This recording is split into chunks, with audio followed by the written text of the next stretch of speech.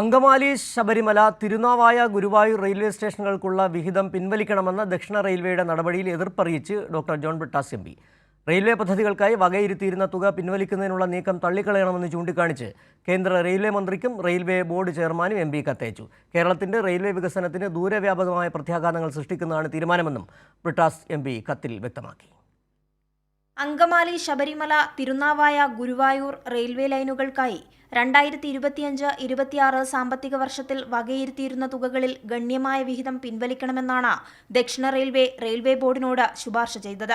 കേരളത്തിന്റെ റെയിൽവേ വികസനം അട്ടിമറിക്കുന്ന ദക്ഷിണ റെയിൽവേയുടെ നടപടിയിൽ doctor John Brittas M P ശക്തമായ എതിർപ്പ് രേഖപ്പെടുത്തി. ബജറ്റിൽ കേരളത്തിലെ റെയിൽവേ പദ്ധതികൾക്കായി വകയിരുത്തിയിരുന്ന തുക പിൻവലിക്കുന്നതിനുള്ള റെയിൽവേയുടെ നീക്കം തള്ളിക്കളയണമെന്ന് ആവശ്യപ്പെട്ട കേന്ദ്ര റെയിൽവേ മന്ത്രിക്കും റെയിൽവേ ബോർഡ് ചെയർമാനും doctor John Brittas M P കത്തയച്ചു.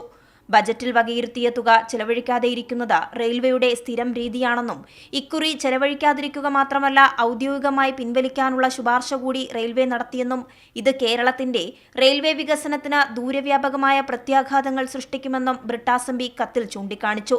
കേരളത്തിലെ മാത്രമല്ല തമിഴ്നാട്ടിലെ പദ്ധതികൾക്കും തുരങ്കം വയ്ക്കുന്നതാണ് റെയിൽവേയുടെ നീക്കം.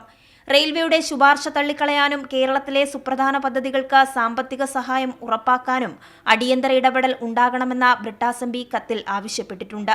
അനുവദിച്ച ഫണ്ട് പിൻവലിക്കണമെന്നുള്ള നിർദ്ദേശം നിരസിച്ച് പദ്ധതികൾ വേഗത്തിലാക്കാനുള്ള നടപടികൾ സ്വീകരിക്കണമെന്നും അതുവഴി കേരളത്തിലെ ജനങ്ങളോടുള്ള റെയിൽവേയുടെ വാഗ്ദാനങ്ങൾ നിറവേറ്റണമെന്നും എം പി ചൂണ്ടിക്കാണിച്ചു.